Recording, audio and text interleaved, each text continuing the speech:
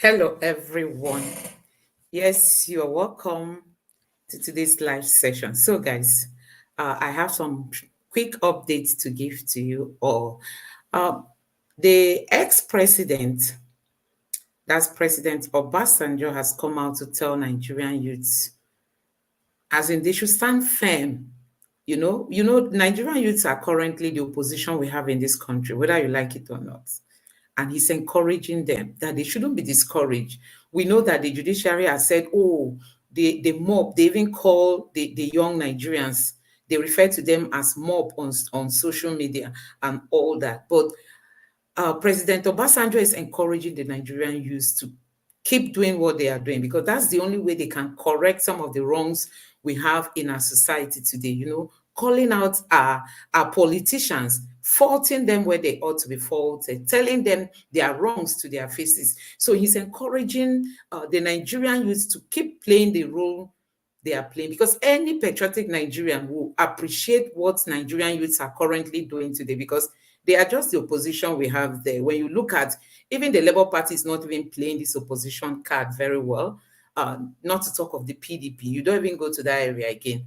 But the Nigerian youths have taken it upon themselves, calling out these politicians, telling them to their faces what they are doing that is not right. And that is what leadership is all about. When you talk about a democratic country, Nigeria is a democratic country, and that is why they must allow criticism. People should come out to point at what they are doing wrongly so that they can equally correct themselves.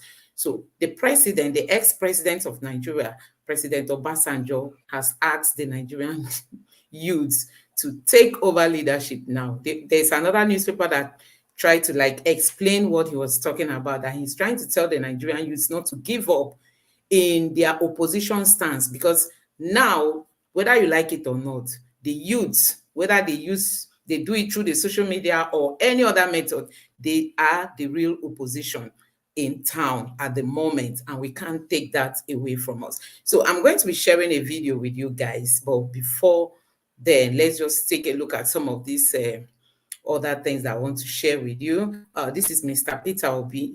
Even since after the final ruling was handed over to Nigerians, Peter Obi has been going out, trying to meet with people, contributing to them and whatever projects they are carrying out. This other day, he met with an organization in Rivers State that help people with sicknesses like tuberculosis and the rest of them. So he has been doing a lot, especially at this difficult moment for Nigerians. So he goes out, donates to people. So why I decided to highlight this image is that Peter Obi is busy giving out, but our politicians are busy taking from the masses because they just want to borrow. And then Nigerians will pay. So talking about borrowing, people have come out to condemn Wike's plan to invest 15 billion naira in building a residence for the vice president. You see, these people, they behave as if Nigeria has money. They behave as if we are very, very rich. But when they go out to borrow, they will present Nigeria as one poor country, that we don't have infrastructure. We don't even have money to build them, to build good roads. We don't have school. But when they come home, they just try to behave as if Nigeria has got everything right. And that is where we are missing it. I'll be sharing a video with you guys, but just take a look at this next clip that I want to share with you. Yesterday, I said something about what happened on the Senate floor, how they sang Tinubu's campaign song, his allegiance song. So people have condemned that, and somebody came up with this cartoon that this is now our national anthem. On your mandate we shall stand. And the question remains, what is even that mandate that they want Nigerians to stand on? The mandate that only focuses on let's borrow, let's get the money anyhow, let's get it from anywhere. That is the mandate they want everybody to stand on. And this is the mandate they came to the Senate floor to sing and to force people to swear to this allegiance, to swear allegiance to this presidency or this government we have on ground, that on their mandate they are going to stand.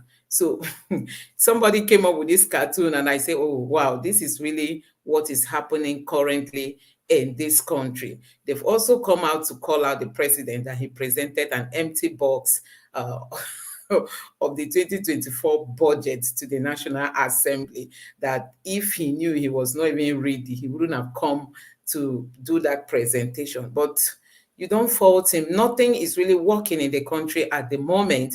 Anything they are doing, they are not even carrying the Nigerian people along. You know, they tell us they've removed subsidy. Nigeria is making some money from subsidy, but where that money is being channeled to, nobody knows. All we hear about is more borrowing and borrowing. And then they borrow. At the end of the day, how to spend that money judiciously is very, very difficult. That takes me to the next topic I want us to discuss about Wike. Let me just allow you listen to a short section of this video, and then we'll come back. Minister of the Federal Capital Territory, Nyesom Wike, on Thursday, said plans are on the way to spend 15 billion naira for the construction of a new residence for the Vice President, Kashim Shettima. Wike disclosed this when he appeared before a House of Representatives committee to defend the FCT 61.5 billion naira 2023 supplementary budget. Wike told the lawmakers that the construction of a new residence for the Vice President was approved in 2010 by the Federal Executive Council at the cost of 7 billion naira. But that the project was abandoned. The lawmakers questioned the minister on why he plans to spend such an amount on a building or building an edifice for the Vice President. Well, Wike said that it was to give the Vice President a befitting residence. All right. I mean, this is it. A befitting residence. Don't forget that they've increased the amount that you can use to secure a C of O in Abuja. That has been increased. It means that they are like duping the citizens to satisfy these politicians. He just wants to give the Vice President a befitting residence, nothing else. That's just what Wike wants to do. Honestly, these politicians, you keep wondering if they do think. People will tell you there are communities in Abuja that don't even have good water. We are not even talking about schools. I mean, when you go to some of those villages around Abuja, you find some of the simple things that everybody is supposed to have access to. You find out that they don't have it. Now he's using 15 billion to build a befitting residence for the Vice President. And these people don't, Tinubu and his vice, they don't see anything wrong with this. They don't. And he goes out to borrow and comes in to allow the little that we generate internally to be used anyhow.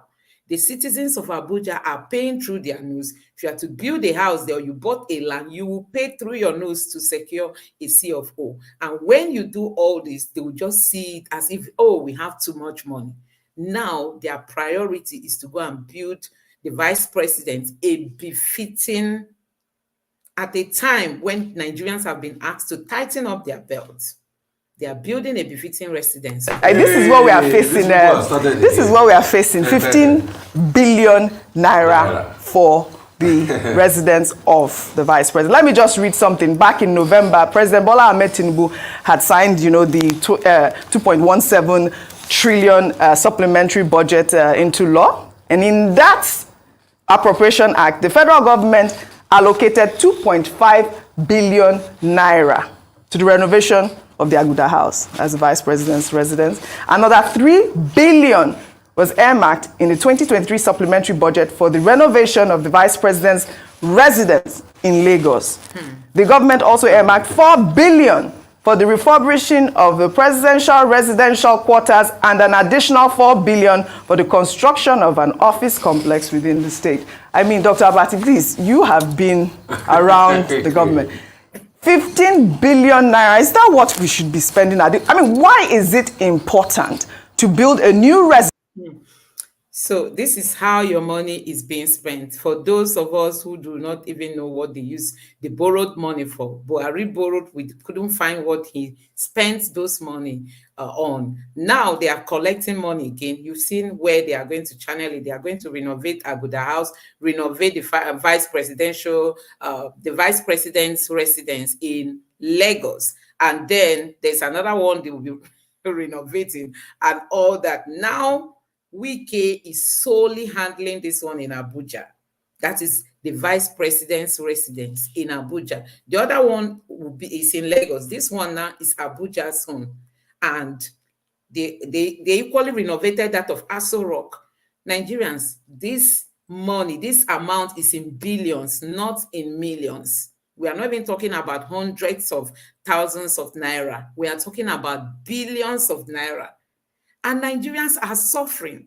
They just keep borrowing money. They don't know what to do with it. We are talking about moving Nigeria from consumption to production. That is what Mr. Peter Obi based his campaign on. But these people don't care. You can imagine giving small businesses this money, even if it's just 1 million, they share to some small businesses in the country. Do you know the level of revival that these businesses are going to experience? Some of them might even grow to the point that they will have to start employing other people. But we don't see that.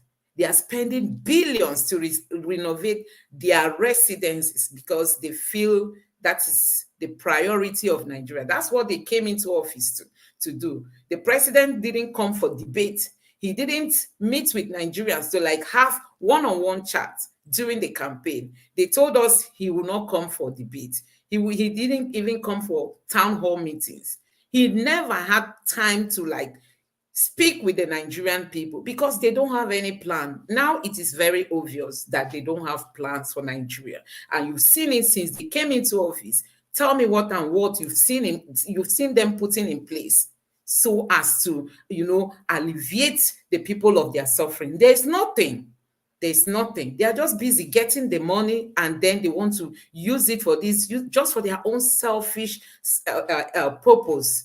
So that is where we are. Wike is helping them too because, though he carries the PDP card, he's still a part and parcel of them. Not refurbish, not renovate, build a new residence for the vice president. He does have a place to live. I think we keep making this point again and again. That many of our leaders in positions are not sensitive to the feelings of Nigerians. The way Mr. Wike was reported as stated in the newspapers, I mean, many Nigerians will feel scandalized. Absolutely. Because the point is, the Nigerian government is always telling us to make sacrifices. But we don't see our leaders making enough sacrifice. Look at the National Assembly members in considering the appropriation bill that has now been brought by the president. They are more interested in constituency projects, how palliatives can be handed over to them to execute. So this is part of the problem. And we keep getting the kind of wrong signaling. Now, what is Mr. Wike's explanation when he was defending the supplementary budget? Number one, he said that it was the military that built Aguda House. Aguda House is up to now the official residence of the vice president of Nigeria. Now, as you pointed out, we have been told that 2.5 billion was earmarked for the renovation of that Aguda House. In the 20